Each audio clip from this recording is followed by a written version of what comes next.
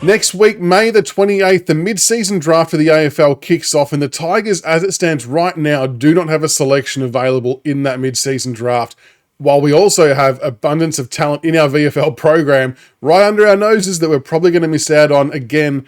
And I'm just wanting to step through that quickly because it's going to be a big talking point for Richmond supporters over the coming weeks.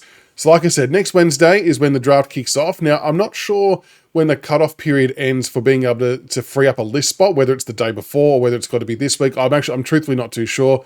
If anyone knows in the comments, let me know.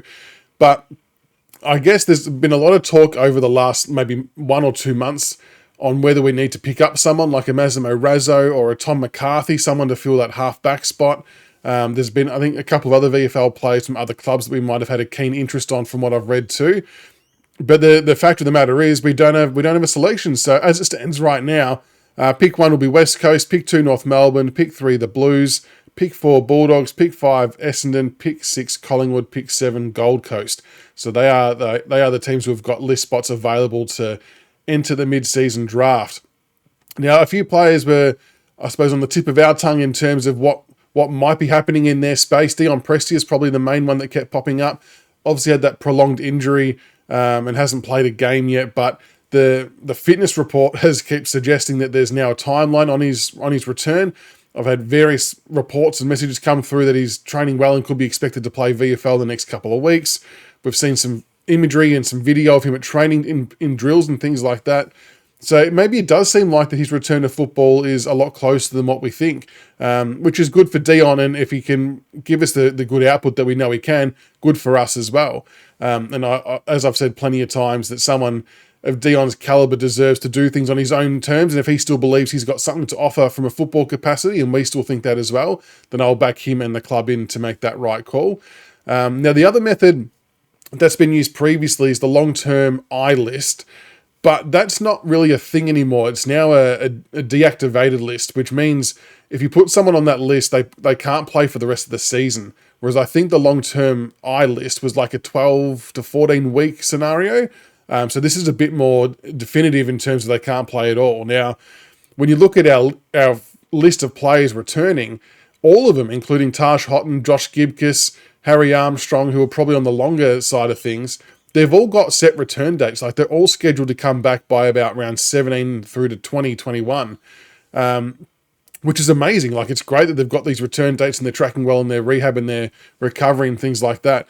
All it means is that no one's in a position to be put on a deactivation list, which means we just don't have that spot freed up. So how do we all feel about that? Because I know over the course of the last 3 months, there's been a heap of talk about we need Massimo Razzo. Like we see him on the weekly do all these amazing things in the VFL. Doesn't get a lot of disposals, but he does make them count when he does get them, kicking some good goals as a small forward. I suppose my first thought on Razzo is I think he's a great player. I just don't know how far up the pecking order he would be on our AFL list in terms of a small forward. We've obviously got Steely Green, we've got Seth Campbell, we've got Ryan Mansell, we've got Morris Jr., we've got Jasper Alga in a similar kind of role. I know Massimo's probably a bit different to a Jasper Alga type, but would he be getting a game consistently ahead of those players, or would he just be still playing VFL but as an AFL listed player? That's probably one of my concerns about if we were to pick him up if we had a spot available.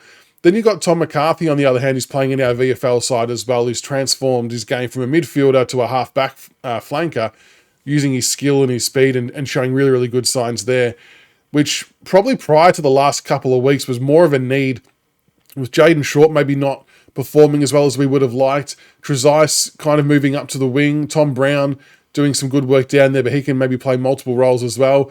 But then we have Sam Banks step up the last couple of weeks, smashing out 600 metres gain plus for the last 2 weeks, averaging about 25, 26 disposals. So I think we've kind of found the answer there for that role as well, at least for the moment anyway, with Sam Banks doing some good things and Jaden Short still yet to come back in. So I guess what I'm getting at is I don't think we're going to be taking a player in the mid-season draft because I don't think we're going to have a spot available. And maybe that's not so much of a bad thing because obviously we've drafted 8 young players last year. We're going to have another 2 this year with our draft picks. So it's not like we need young talent. It's probably just more of a needs basis thing. but I just don't know where they would fit in. But what I do know is it's going to upset a lot of Richmond supporters, because there's a lot of people out there firmly believing that we desperately need a Razzo or a Tom McCarthy. And I think some of that extends from that we've missed out on Durham, we've missed out on... We had D'Ambrosio, then let him go. Davidson, which I'm not so angry about because of different circumstances.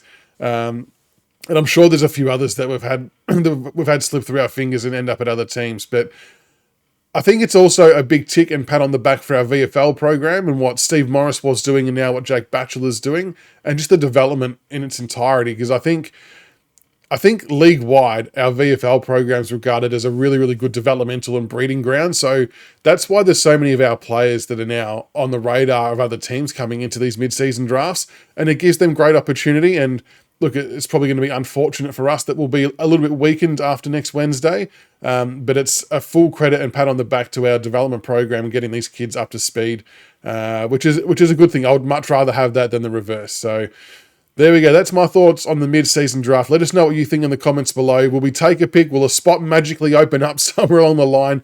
And hypothetically, if there were a spot open up, who would you want to be taking? I want to hear all of that plus more in the comments.